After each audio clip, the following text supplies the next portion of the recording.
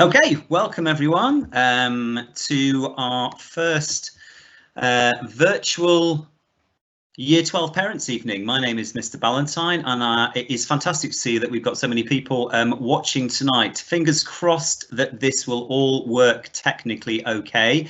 We've done a few of these in the new normal, but this is the first one where we are live in staff members' homes and coming to you from there. I'm one of the assistant heads at the Willink School, and I'm responsible for sixth form. Sixth form is a big change from the lower school. There's a change in approach to study. It's a key time for your son or daughter to develop as young adults and prepare for the future. And we're really excited to be able to help them on that journey. The aim of tonight is to show you what to expect from your sixth form year and to show you how we will support your son or daughter and how you can support them too. I am going to introduce some members of staff in a second, but you'll notice that there should be a Q&A button within Teams where you can ask questions. So following the presentation, we will answer any questions that you might have about the sixth form. A reminder as well that this is a parent information evening for current Year 12s. We will have an open evening for prospective new students on the 3rd of December, but you are very welcome if you are a new parent as well, and this will give you a flavour of sixth form. So I am going to try the technology, and I am going to introduce some members of our staff in a second. So here they are in 2D form, but hopefully I can go over to Mrs Schofield, the head of sixth form. I will go to you first. Mrs Schofield, are you there? You're muted, Mrs Schofield. Has to be done. Still muted, Mrs Schofield. There we go, on the third try. I do apologise. So it's great to know so many people are here. Obviously I can't see you all, but I know many parents have joined us, as have many sixth formers. There's been a really good start to the year. People have come back after a big break in unusual circumstances, and they've just got stuck in. So all you parents should be proud of all the students. It's great to be here. Looking forward to it. Thank you, Mrs Schofield. And Mr Leach, the assistant head of sixth form, I'm going to pass to him. He's just had a technology scare where he disappeared from view, but I believe he is back and he is at school. Mr Leach, are you receiving us? Hello, good evening, everyone. Can you hear me? We can indeed. Oh, good, excellent. Sorry, I'm just working on my microphone. Good evening, everyone. As Mr Ballantyne said, my name is Mr Leach, assistant head of sixth form. I am still at work. It's the quietest place for me to work with children. It's great to see so many of you here, and hopefully you'll find this evening really useful. Thank you, Mr Leach. I'm going to hand over to the newest member of our team, Mrs Lake, who is our joining us live from. I can't remember now. Read it somewhere, but it's Spencer's Wood. Spencer's Wood, that's right. Welcome, Mrs Lake. Hi, my name's Mrs Lake. I'm the sixth form student support officer. It's a dual role in that I'm there to support the students with their UCAS applications to university or apprenticeships or other options post sixth form. I'm also there 5 days a week, all day, to provide pastoral support to the students. So if they've got a query or a problem or need someone to talk to, I'm often the first port of call in the sixth form office. Generally very easy to find because that's where I'll be. I'm based there and I can support the students with whatever they need. Thanks, Mrs Lake. Between the sixth form team, we have an absolute wealth of experience. We've worked with sixth form students for years. Many years. Not joining us tonight, but key members of the team, Mrs Downey, who's our sixth form mentor, works on a Friday, but also leads the trips to Moldova, and Mrs Thomas, our sixth form administrator. And also, if I can move on to the next slide, Mrs Schofield, our sixth form tutors. So we have 7 tutor groups, 8 tutors that your son or daughter will be working with, and they will follow your the students over the 2 years, supporting them with pastoral help and the personal development programme, of which Mrs Schofield will talk about a little bit more in a second. something I probably should mention from the outset is that some of you may notice we're living in very strange times. There is a pandemic on, and we have worked very, very hard over the summer and in the first few weeks of term to make the school as COVID secure as we can. It's been an absolute delight to have the students back in school after such an extended break. And I just wanted to update you on some of the measures that we've taken out and into the classroom and how that relates to sixth form. So the school day has been staggered in order to avoid or minimise contact between bubbles. Each year group is counted as a bubble, although year 12 and 13 are one bubble themselves.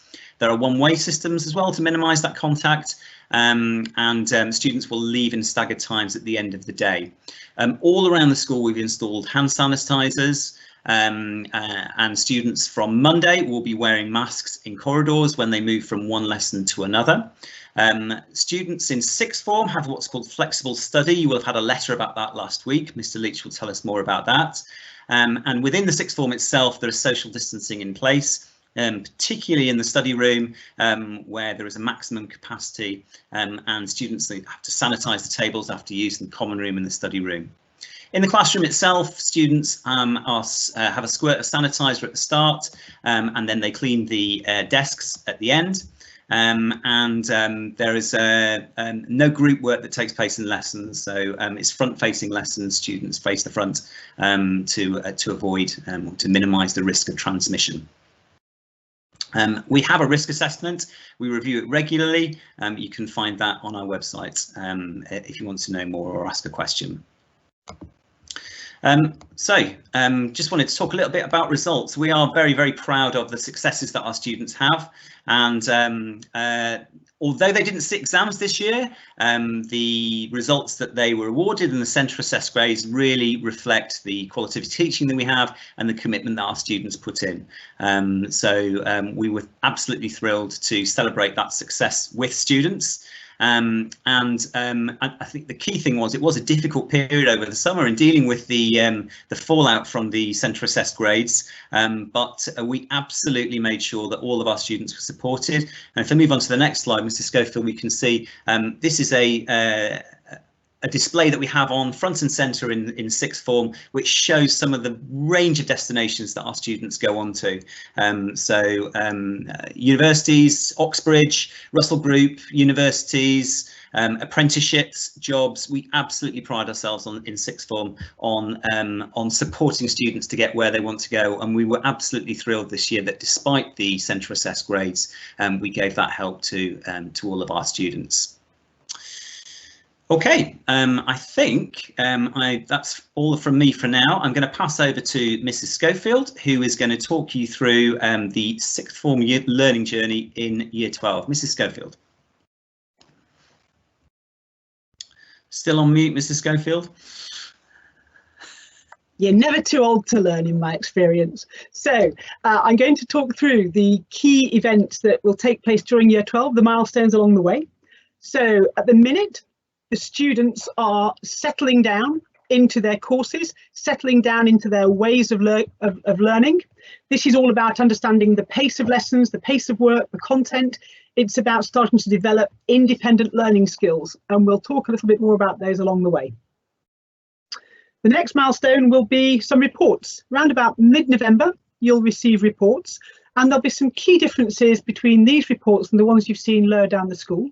You'll still have the scores, although we'll add a score specifically about independent work, but you also get text from each of the teachers. So they'll talk about how they find your son or daughter in lessons, how much progress they're making, suggestions for improvement. So really detailed report. After that, we will have our learning review days. They're going to be on the 10th and 11th of December, and year 12 will have tests probably for all of their subjects in that time. They'll get a timetable fairly shortly. But detailed assessments, that's our first major milestone assessment for year 12. Following on from that, we'll have some more reports. Same format as the first set, updated with our knowledge about how people got on in the assessments, and they'll be out round about mid-January. As we move through, there'll be a parents' evening. If things continue as they are, that could well be online, and we're trialling an online booking and meeting system next week with a year group, and that's planned for the 9th of March. So key date for your diary there, meeting with each of the subject teachers. Then later in the year, there will be AS levels or mocks. So many students are going straight to A level at the end of 2 years, and that's good. I beg your pardon, these are AS level mocks for those who are doing AS levels. So only those doing AS levels will do this. They're in March. The key thing is, if you decide to do an AS level in a subject, you've absolutely got to commit. Doing AS is a good idea if you're planning on ending the course at the end of the year. You're doing 4 subjects this year, 1 subject next year. But if you're planning on taking the A level, only do the AS if you really, really commit to doing well, because you have to include it on your UCAS application. So don't sort of do it to see how it goes. Make your decision and commit to doing it well. Following on from that, another round of reports late April, so you should get plenty of information keeping you up to speed on how your son or daughter's getting on. And then in the summer, people will either take their AS levels, or in subjects where they're going on to the A level, they will take full mock exams. Now, through all of that, because that's about the academic things that go on, we've got a common thread going through everything, and that is our enrichment programme. Now, the students on the call have seen this slide. This talks about your comfort zone. It's where things are easy. You can maybe be at home, maybe reading a book or watching your favourite show or playing a game. But if you do things outside your comfort zone, you find out a lot. You learn things, you find out things about yourself, you improve your confidence. And it's a really important thing to do. And we want to support the students to move out of their comfort zones over the next few months. So every weekday Wednesday we have Independence Day, and we launched it last week. Students are encouraged to get involved in one or more of these areas. So, for example, if they decide to pursue a practical activity, they could be doing a documentary about life in Burfield under lockdown. They could set up an exhibition with some friends of work that they've created. They could do a blog. There's all sorts of things that they could do. Volunteering is still possible at the moment. The Royal Voluntary Service has a student volunteering section, and you can still find opportunities there.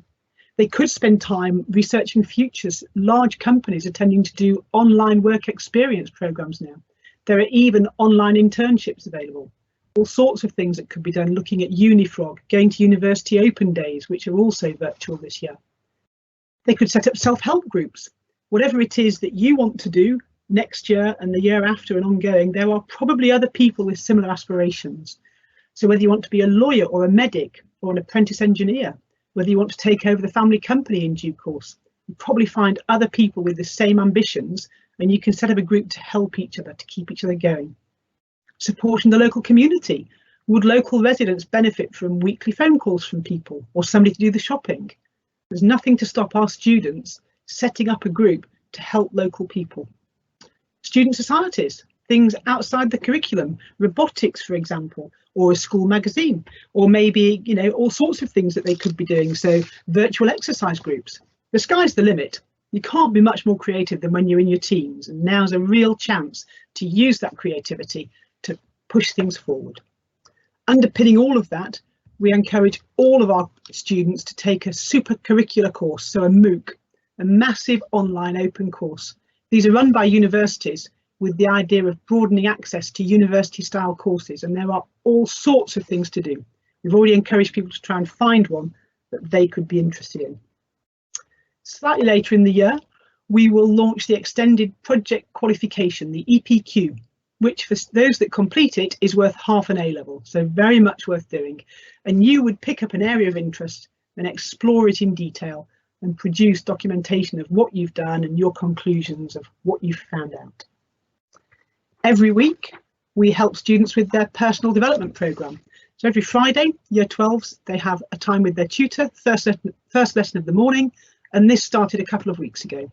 And you can see there the sorts of things that we look at with the students. So how to study, how to research futures and make decisions, discussions about a huge range of social and ethical issues, looking at new technologies, looking at how to manage finance, and on and on. There's a rich programme that we've put together that will cover the whole year. So this is the key message. We want to help students move out of their comfort zones to discover more, because that's where the magic happens. I'm going to hand over to Mr. Leach. Excellent. Thank you very much, Ms Schofield. And as Mr Ballantyne mentioned at the start, my name is Mr Leach and I'm Assistant Head of Sixth Form. This will be my 5th year involved in Sixth Form, so I'd like to think I've got a fair amount of knowledge in how the Sixth Form runs, the process and the journeys that the students go through, and how to help them best as well. And we find that's really, really important. The whole idea of the Sixth Form obviously is for students to get their A-levels and to go on to their next steps, but we also want to develop holistic learners. We want to have a range of experiences available to students, and one of the things that we run is a futures event at the end of the year, which offers a variety of different activities, which, as you can see on the screen there, we have speakers. In the past we've had a man called Tim Davey, who is now the Director General of the BBC, who was a Managing Director at De La Rue, who designed the money notes, the £5 notes, £10 notes, etc, etc. We encourage students to go to open days. This year that might be slightly different in the sense that they may be virtual, but we are still encouraging students to experience those university routes. We often take students to Reading University to experience an open day, to learn more about student finance, to understand course choices, all of those bits and pieces. That is quite a challenging element for students to go through. Year 13s are currently going through that process now of deciding what universities to go to, what courses to study, etc, etc.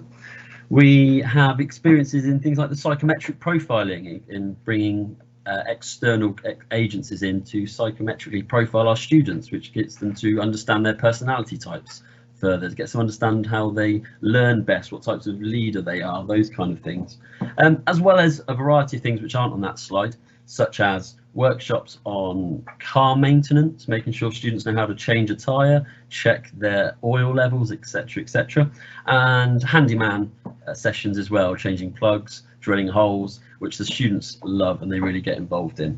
The idea of these events, these future events, is to create students that are ready and prepared for the next stage, or the real world, as we'd like to call it. But day to day, students experience obviously the organisation of a school day, and we want to give you a little bit of an insight as to what a timetable might look like and how you can understand and decipher your child's timetable if they show you what that is. So first things first, wanted to talk about our expectations in Sixth Form, and the first thing obviously we focus on is the studying and making sure students are well supported in their study. We aim to encourage between 5 and 7 hours per week per subject outside of their contact time or their lesson time. That equates to between 15 and 20 hours, depending on if you're doing 3 or 4 subjects. We also want students to be enthusiastic and ambitious about their subject, and that stems back to making sure they've made the right choices on the subjects that they are studying. We are coming towards the end of what we would call our transfer window, allowing students to change subjects or to experience new subjects. But you know, if students feel that they are on the wrong path, they do need to come and speak to us as soon as possible to make sure we are encouraging in the right way. Resilience is a really key one as well on there. Sixth Form is challenging. It's challenging for various different reasons. It can be academically challenging, it can be mentally challenging, and resilience is really key to battle with the highs and the lows that come with Sixth Form. But that also means contacting us, speaking to us, and making sure we are in the loop and making sure we know that students are coping. We want you to stay active. We want you to look after yourselves. That includes sleep patterns, eating correctly. That includes being physically fit, getting out and exercising, release of serotonin, all those things that are going to ensure that you are successful. And lastly, follow our dress code and make sure you look smart. Smart casual is our dress code, and we encourage all students, in fact it is compulsory for all students, to wear lanyards in Sixth Form, which is our system of getting into and out of school during their non-contact time. And if they don't have it, we can't identify that they are Sixth Formers. Some staff are new to the school, may not think that they may not know all the Sixth Formers, and that makes it quite challenging when they are challenged as to who they are and why they're on the school site, for example. So just having a quick look at this slide, this is what a normal timetable looks like for a student studying for A-levels. We encourage students to start with 4 A levels, and lots of your children may have started with 4 A levels. Some have started with 3, but lots start with 4, and that gives them the option to drop down to 3 subjects when they feel comfortable with the 3 that they most prefer. Alternatively, a handful of students go through and study 4 through to AS level, and some even study 4 through to the end of their A levels as well. Each subject has between 8 to 10 periods of contact taught lesson time. It varies based on the group sizes. The smaller the group, they will have 8 lessons per fortnight. The larger the group, they will have 10, which equates to between 24 and 40 lessons a fortnight. Additional to that, you will see on your children's timetables additional lessons that you can see on the slide there at the French with no teacher but a room. These are what's known as 11th lessons. Now we are in a position where all the 11th lessons are staffed, so on a timetable the students will now have a teacher for that, so they are registered contact time. But the teacher may not be their French teacher. The teacher will be a volunteered teacher from around the school who has a free period during that time, who is offering to supervise study within that session. The sessions are used for internal assessment, so if a teacher decides that they want to set a 50-minute exam without taking up lesson time, they will put it into their 11th lessons. The sessions are often used for non-examined assessment, or the old money would have been coursework, allowing students to complete some of their independent work in coursework as well as opportunities for group work and independent work as well. We'll talk about a little bit more about independent study a little bit later. Additionally to this, students have a tutor period once a week. This tutor period is really important, and we've rebranded the tutor period this year as personal development program. I think that's really important because the wording for personal development program is exactly what we're aiming to do. We're developing the students from a personal point of view as well as an academic side as well. The sessions are focused around finances, studying habits, making sure students understand the best way to study, how to revise. When it comes to exams, it's about designing revision timetables that are going to be effectively used for the students. And introduction to future plans as well, and that's using our Unifrog platform, which is a destinations platform. And if you aren't aware of what Unifrog is, ask your children to show you, because it is a fantastic platform which allows you to research university courses by location, by quality of course, by aspiration, by grades. It's really, really great. And they're also a great opportunity for our tutors to, for our tutors to touch base pastorally as well and talk to students and make sure they're happy, make sure they are working effectively, and make sure they are on task as well. Thank you, Ms. Schofield. Finally, what you'll see on time, well, I say finally, there's a few other bits on there as well, but the private study is really important as well.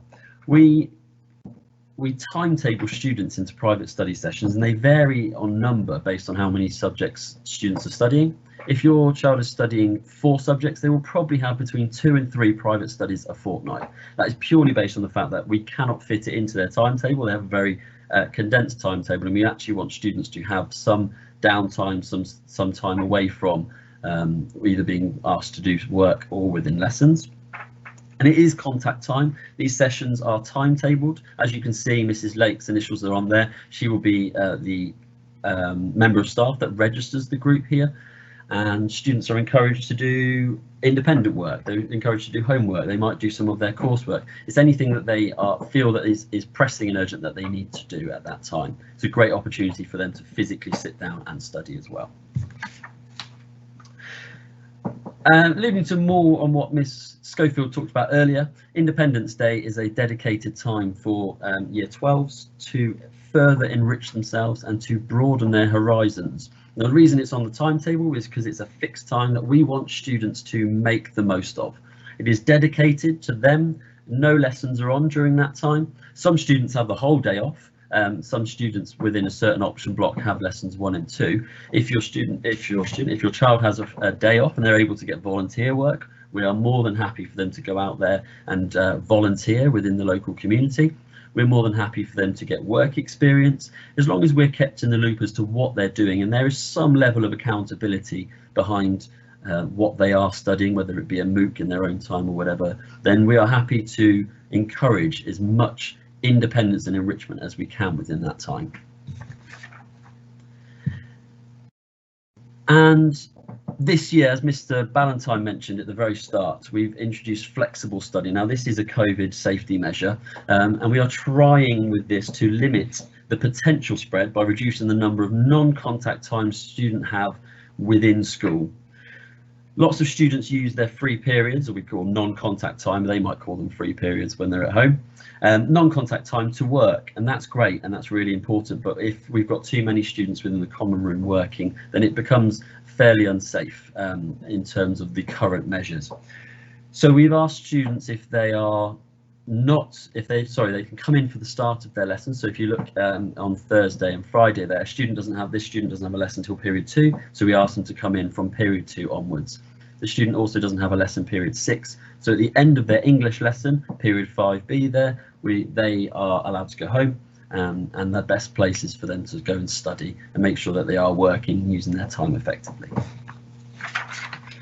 So just to reiterate, the contact sessions that we have for students outside of their lessons are either an 11th lesson, a private study or a tutor period. These are dedicated times, these are registered times, and students do need to be in during these periods. They are in place to support students academically, and they're in place to support students pastorally as well. So finally, from me, just to talk about independent work. We've used the term independent work, working independently quite a lot, but actually students aren't used to this when they come to us in from year 11, sorry. So independent work does stem around home study and private study, but it's also what you're doing further outside of that, what you're doing to enhance your learning, to enrich your experience within the subject. Now, as it says up there, you've got this opportunity of research, background reading and revision. Lots of subjects use revision guides where students transfer information from their workbooks into a revision guide to help them out during their mock exams or their real exams at the end of the year. But we also mean going a little bit further, going one step further. So when you do write your personal statements for university or whether you're job applications, you can talk about podcasts that you might have engaged in, talk about the MOOCs that you may have completed, talk about the videos or documentaries that you may have watched on YouTube or Netflix. And it's about making sure that you are deeply engaged within your subject to strengthen your understanding and to make you an all-round learner rather than just sticking to the syllabus and delivering content within lessons, which will get you your grade C. It's about enhancing that and going one step further as well. So that's what we're talking about when we're talking about referring to independent work. I'm going to pass back to Mr Ballantyne now, who's going to discuss a little bit more on remote learning. So thank you very much.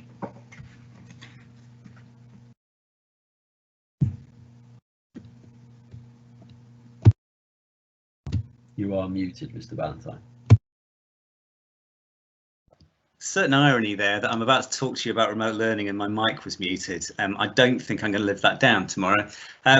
So we live in changing times, and lockdown was really, really challenging for us as a school community, not just for the teaching staff, but also we know for students as well. But I think I was really proud to say that I think we rose to the challenge, and we tried a range of apps and approaches during lockdown for teaching and learning, and some of our teachers were just so innovative in getting to grips with the technology and engaging students, particularly sixth formers, through lockdown. So we have a remote learning policy which all staff have been given this week to prepare for any partial closures or full closures that may come over the horizon. So the key apps that we will be using in school are as follows. Class Charts is the go-to app to where homework and work is posted, and then we have access to all of the Office 365 suite, so Outlook, OneDrive, and increasingly Microsoft Teams as well. If I just go to the next slide, Mrs Schofield, this is what we would expect students are able to do. And I know this seems quite basic, but this goes across the school. So students need to be logging into their Class Charts account every day to look at homeworks, particularly doing partial closures. They need to be checking their their emails, and sixth formers in particular, Mr Schofield and the team do send out a lot of messages, important messages via email. I know Mrs Lake will be sending out university information about universities, apprenticeships, that sort of thing. So checking school email, using OneDrive, using Word and PowerPoint. It's strange it's not taught as it used to be, and you'd be amazed about how some students do struggle with Office applications, and I think it's a key thing that they need to learn going into whatever job it might be. So please do encourage your son or daughter to show you how the school OneDrive system works. As I say, an increasing number of teachers will be using Teams to post resources and to have assignments, and also Teams will be our live platform for any live lessons. And I was really proud to say that during lockdown, sixth formers on the whole would receive at least 2 live lessons a week from their teacher, along with a whole range of other work that was set for them. Okay, so final slide from me. And from us indeed, is how can you support your son or daughter through sixth form? I'm not professing to be an expert. I do have a daughter in year 13, and I'd love to say I'm an absolute expert at this. It is challenging for parents as well. Being a parent has its different sets of challenges throughout each phase of your child's life, and sixth form's no exception. They are maturing into young adults. Those maths questions that you may have helped them with in year 7 and year 8 suddenly are in a different language in year 13. So it's not always going to be a case of sitting down and being able to help them with their homework, but this is what you can do. I think it's about modelling good behaviour, so helping them to set goals. If you know they've got assessments coming up, helping them to sort of like track ahead of that, making sure that they can, that you and them are aware of key dates like applying to university, and setting those achievable goals for them. Keep them active. You know, they won't be doing PE twice a week like they were in the lower school, and some students will stop doing exercise. So encouraging them to do that, we will certainly be doing that. Eating healthily, and I think importantly, having time out. There is a lot of work, it is stressful, so do encourage them to have time out, and that also means unplugging, and actually unplugging and sleep patterns can be quite related. So I would say where possible, do get them to charge their phone downstairs or outside their bedroom, so they haven't got their phone in their bedroom till 2-3 o'clock in the morning, because it will affect their sleep, it will affect their mental health. That's a conversation that you can have with them. And also staying cool and calm. Mrs Lake, who's been in the role for only a month, knows that students do get anxious, they do get worried, and I think the best way to reassure them is for us as their supporting adults, be like parents or in school, to be cool and calm with them and have belief in them and be supportive is key. It's an exciting time for them. It's a frightening time for parents. You know, they're about to flee the nest, but I know that together we can help them to achieve the best that they can. Okay, that's it from us. We do have some questions that have been coming through, and there is still time to post a question. So I am going to go to Mrs Schofield. Regarding flexible study, if they have a long block of no lessons in the middle of the day and are able to easily come home, can they? At the minute, we're saying stay in school. But this is, a changing situation. We've only just started the flexible study policy. We're going to keep an eye on the ebb and flow of students for another week or two. We may change that decision, but for now, it's please stay in school between your first and your last lesson in one day. Thank you, Mr Schofield. One more about textbooks. Will students get their textbooks and materials for their subjects? Mrs Schofield, do you want to go for this one as well? Yeah, sure. If students have ordered materials through school, they should arrive. I don't know if the question is alluding to a problem we've got with the maths textbook supplier. An order we placed over 2 weeks ago still hasn't arrived. But in the general run of things, departments will either have placed an order for a book that your child should receive, having paid for it, or departments will be lending existing textbooks out with a deposit. If any student has a problem, I would say talk to your subject teacher first. If you're not happy or there's a broader problem, come and talk to me or talk to Mr Leach, talk to somebody in sixth form, and we'll see if we need to help. Thank you, Mr Schofield. I said to Mrs Lake there might be a university question. There is, but I'm not 100% sure we might know the answer to this. So the question is, do we have any support services for applications to international universities? We are the vast majority of our students go to British universities, and that goes through the UCAS system. UCAS stands for University and Colleges Application Scheme Service. In terms of international universities, there is support within Unifrog to search for them. Is that right? Mr Leach might be able to help me out on that one, actually.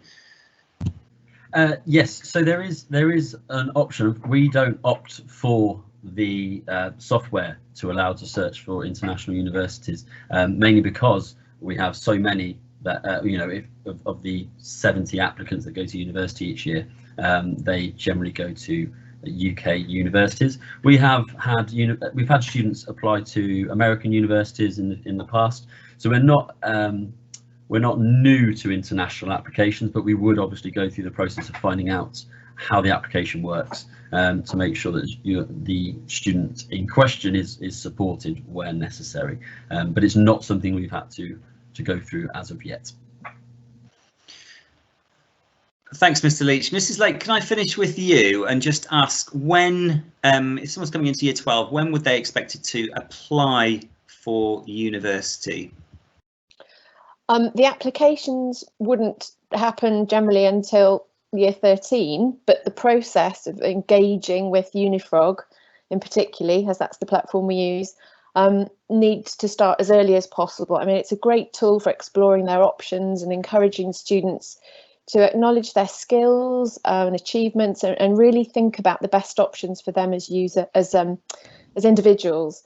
It's a very user-friendly platform, and it's something that's interactive, that we can share between staff and students and respond to things and share ideas.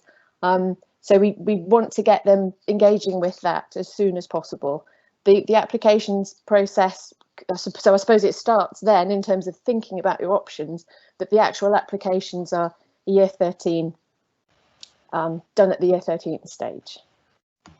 Okay, thanks, Mrs Lake. I think that is us. That is it from us. Do any members of staff have, any members of the team have any parting thoughts that have just come to them? I would suggest, if there's any more questions that come to mind, a minute, an hour after we finish, drop one of us an email. If you don't have an email address, drop it through to the office, or get your son or daughter to come and ask us tomorrow. We're always available for answering questions. In which case, thank you, Mrs Schofield, thank you, Mrs Lake, thank you, Mr Leach, and thank you to everybody that's joined us tonight. Should you wish to watch this again, it will be available on the school website from tomorrow, or if you missed the start of it. Thanks very much, everyone, for joining us.